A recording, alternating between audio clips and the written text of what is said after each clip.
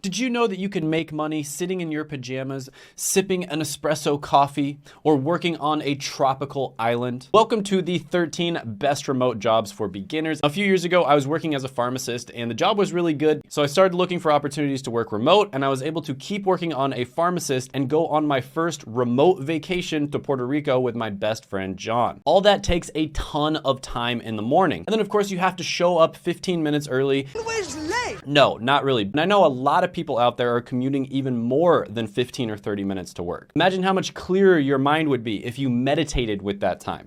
And that's why so many people want to work in remote jobs. Okay, so number 13 is going to be a link building specialist. Well, they work for a blog and they try to get other blogs to send links back to their blog. And the difference between being on like the first page of Google and being on the second page might be something like making $10,000 a month with a single blog post and making like $100 a month. Now, as you can imagine, there's not that many people out there that have this skill set because it's so niche and it's so new.